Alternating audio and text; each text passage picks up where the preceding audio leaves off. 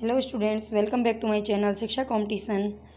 और यहाँ पर आज का हमारा जो टॉपिक है यह हिंदी उपन्यास जो यूजीसी नेट के सिलेबस में है, तमस। आज हम यहाँ पर कौन सा उपन्यास पढ़ने वाले हैं? तो तमस को पढ़ेंगे। तमस से बिल्कुल शॉर्ट नोट से हम यहाँ पर रिवीजन करेंगे, तो प्लीज़ वीडियो को स्किप ना करें क्योंकि इसमें एक एक जो लाइन है वो आपके लिए इम्पोर्टेंट है। तो चले हम वीडियो को बिना देर किए शुरू करते हैं, लेकिन प्लीज़ चैनल को सब्सक्राइब ज़रूर कर लेना, लाइक कर देना वीडियो को। तो देखते हैं सबसे पहले इसकी जो रचना है वो किसके द्वारा की गई है, तो भीष्म साहनी जी के द्वारा। तमस उपन्यास की रचना किसने की है? भीष्म साहनी ने की है। ये 1973 ईस्वी में प्रकाशित हुआ था। 1973 ईस्वी में हमने लास्ट वीडियो में जो पढ़ा था मानस का हंस, ये 1972 में प्रकाशित होता है। इसके बाद 1973 में प्रकाशित होता है तमस। और ये किसकी घटना पर आधारित है? तो 1947 में जो घटना हुई थी, यानी कि जो सांप्रदायिक दंगे हुए थे उस टाइम पर, जब हिंदू मुसलमानों का बंटवारा हुआ था, देशों का बंटवारा हो गया था, तो ये सारी बातें आप जानते हैं। तो उनसे रिलेटेड जो भी उस टाइम पर दंगे फसाद हुए थे जगह जगह पर, उसकी घटना इस पर इसमें ली गई है। तो इसकी जो कथावस्तु है ये 1947 में पंजाब में हुए भयानक सांप्रदायिक दंगों पर आधारित है। पंजाब में जो जगह जगह जो दंगे फसाद हो रहे थे, ऐसे चुटमुट के जो हो रहे थे ना दंगे जगह जगह पर, छोटे मोटे जो दंगे हो रहे थे उनको सांप्रदायिक दंगे, सांप्रदायिक यानी कि जो धर्मों के बीच में होते हैं, अलग अलग धर्मों के लोगों के बीच में, तो ये सांप्रदायिक दंगों पर आधारित है। और इसमें लाहौर में के आसपास की सिर्फ 5 दिन की कहानी वर्णित है। ये बहुत ही इम्पोर्टेंट है, मोस्ट इम्पोर्टेंट, आप इस पॉइंट को लगाइए। ऐसा कौन सा उपन्यास में है जिसमें केवल 5 दिन की कहानी वर्णित है? तो ये है तमस उपन्यास। कौन सा है? तमस उपन्यास। ये ध्यान रखेंगे आप।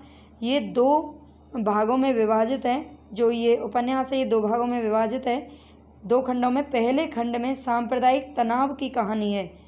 पहले खंड में क्या है? सांप्रदायिक तनाव की कहानी कही गई है। और दूसरे भाग में अनेक गांव उपन्यास की परिधि में आ जाते हैं। यानी कि जो पहला खंड है तमस, उसमें सांप्रदायिक जो तनाव दिखाया गया है उसकी कहानी है, और दूसरे भाग में अनेक गाँवों को दिखाया गया है। उपन्यास का जो आरंभ है वो कहाँ से होता है? तो नत्थू चमार द्वारा सुअर को मारने की घटना से होता है। नत्थू चमार है, ठीक है। नत्थू चमार वो मुराद अली के कहने पर क्या करता है? सुअर को मार देता है। तो उसी की घटना से ही शुरू होता है। जब वो सुअर को मारता है तो हिंदू मुसलमानों के बीच में क्या होता है? दंगा शुरू हो जाता है, ठीक है। तो उसी की घटना को लेकर के है। तो इसके मुख्य पात्र हम यहाँ पर देखेंगे। मैंने जो मुख्य पात्र लिए हैं वो केवल पात्र नहीं बल्कि उनके बारे में थोड़ा सा जो मेन पॉइंट है वो यहाँ पर लिया है। सभी उपन्यासों में मैंने ऐसा किया है क्योंकि इससे आपके जो पूरी थ्योरी है ना वो बिल्कुल एकदम दिमाग में क्लिक कर जाएगी। तो इसीलिए एक बार, और इससे ना बहुत अच्छे से वो पात्र याद भी रह जाते हैं कि हाँ भाई इस पात्र ने ये वाला काम किया था, तो किस उपन्यास में किया था ये भी याद आ जाता है। इसलिए आप खाली पात्रों को ना पढ़ें बल्कि पात्रों से रिलेटेड जो भी उन्होंने जो अपना रोल अदा किया है उसके बारे में भी पढ़ा है।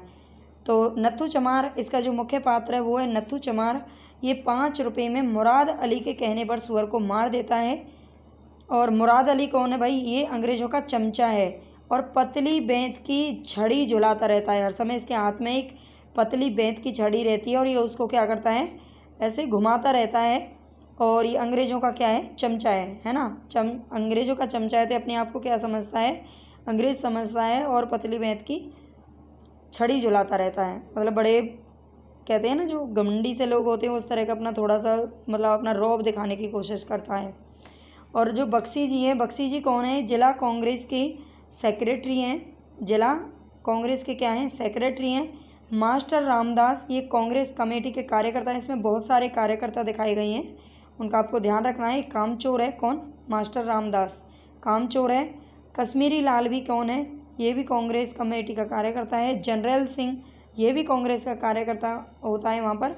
और मानसिक रूप से विकृत है। पूछा जा सकता है कि उपन्यास में कौन सा पात्र है जो मानसिक रूप से विक्षिप्त है? तो ये जनरल सिंह है। ये काफ़ी साल तक, मतलब 15-16 साल तक ये जेल में रहा है। इसी के कारण ही क्या हो गया? कमज़ोर हो गया है।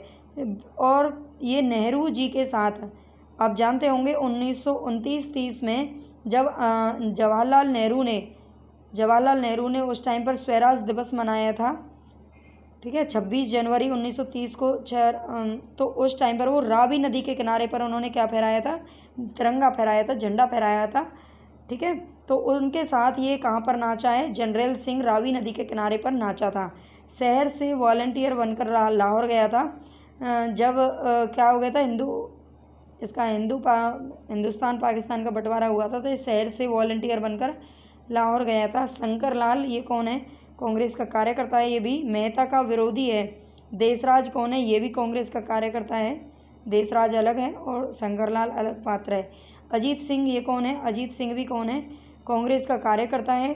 मेहता जी जिला कांग्रेस कमेटी का सदस्य है। मेहता जी देखने में एकदम जवाहरलाल नेहरू जैसा दिखता है। कौन, जो मेहता जी हैं वो एकदम किसके जैसा दिखता है, तो ये जवाहरलाल नेहरू जी के जैसा दिखते हैं। कुल मिलाकर 16 वर्ष ये जेल में काट कर आए और कांग्रेस कमेटी के प्रधान बने। सबसे उजली खादी यही पहनते थे। ये भी पूछा जा सकता है, इस पर आप मोस्ट लगा लीजिए स्टार, क्योंकि ये पूछा गया क्वेश्चन है कि सबसे उजली खादी तमस में कौन पहनता है, तो ये मेहता जी पहनते हैं और जवाहरलाल नेहरू के जैसी इनकी कदकाठी है, दिखते हैं। देवदत्त कौन है, कम्युनिस्ट हैं। रिचर्ड, इनका आप ध्यान रखेंगे, मोस्ट इंपॉर्टेंट पात्र हैं इसके। रिचर्ड हैं जिला कलेक्टर, उस टाइम के जिला कलेक्टर है जहाँ पर ये घटना हुई है, उसके जिला कलेक्टर कौन है, तो रिचर्ड हैं। और इनकी पत्नी का नाम है लीजा। लीजा और रिचर्ड, ये अंग्रेज हैं रिचर्ड, और इसकी पत्नी का नाम क्या है, लीजा है। पुण्य आत्मा वानप्रस्थ, ये संस्कृति के ज्ञाता हैं, नाम से ही पता चल रहा है। मास्टर देवव्रत, ये अखाड़ा संचालक है। एक देवव्रत ऊपर आए हैं, वो कम्युनिस्ट हैं, और मास्टर देवव्रत कौन है, अखाड़ा संचालक है, यानी कि अखाड़े को चलाते हैं। दानवीर प्रधान, ये भी शहर के जाने माने व्यापारियों में से एक हैं। बोधराज, ये शब्द वेदी वाहन चला सकता था। शीशे में अक्स देख करके वाहन चला जा सकता है, जैसे कि मतलब अर्जुन है ना, अर्जुन मतलब चिड़िया की आंख को देखकर निशाना लगा सकते थे, वैसे ये बोधराज है ना, बाण चलाने में ही बड़ा ही माहिर है। ठीक है, तो इसको आप ध्यान रखेंगे। रघुनाथ, ये अकेला ऐसा हिंदुस्तानी आदमी है जिसका जिले के कलेक्टर यानी कि रिचर्ड के साथ में उठना बैठना था। किसका, रिचर्ड का फ्रेंड कौन होता है इसमें, तमस पात्र में, तो ये है रघुनाथ। ठीक है, ध्यान रखेंगे आप इसका। और हयात बख्श कौन है, मुस्लिम लीग का कार्यकर्ता है हयात बख्श। हार्वर्ड मिशन कॉलेज का अंग्रेजी प्रिंसिपल है। मिशन कॉलेज नाम है, मिशन कॉलेज, और उसका अंग्रेजी प्रिंसिपल कौन है, हार्वर्ड है। मौलाना आज़ाद, ये बिजली कंपनी में क्लर्क हैं। वो मौलाना आज़ाद नहीं है जिनके बारे में हम पढ़ते हैं, जो असलियत के मौलाना आज़ाद हैं, अबुल कलाम आज़ाद जिनको हम पढ़ते हैं। ये मौलाना आज़ाद इसमें एक पात्र का ही नाम है जो कि बिजली कंपनी में क्लर्क हैं। जत्थेदार किशन सिंह, ये गुरुद्वारे में सुरक्षा प्रबंध का मोर्चा इन्होंने संभाला हुआ था। गुरुद्वारे में सुरक्षा प्रबंध का मोर्चा कौन संभाले हुए था, तो जत्थेदार किशन सिंह, इनका नाम आप याद रखेंगे। और बाकी के जो और भी पात्र हैं वो है सरदार हरी सिंह, बिशन सिंह मनिहारी वाले, युवा प्रीतम सिंह, सोहन सिंह, बलदेव सिंह, हरनाम सिंह बंतो, और इकबाल सिंह, राजो, अल्लाह रखा, प्रकाशो, लक्ष्मी नारायण, ये इसके और भी अन्य पात्रों में आते हैं। तमस एक सामाजिक यथार्थवादी उपन्यास है, यानी कि यथार्थ को दिखा रहा है। यथार्थ का मतलब होता है रियलिटी को दिखाना, ठीक है, उसको बोलते हैं यथार्थ। तो तमस क्या है, एक सामाजिक यथार्थवादी उपन्यास है। इसमें सारी चीज़ें बिल्कुल एकदम एक्यूरेट दिखाई गई हैं जो उस टाइम पर हुई थी। और भीष्म सानी के अन्य उपन्यास को भी हम यहाँ पर देख लेंगे।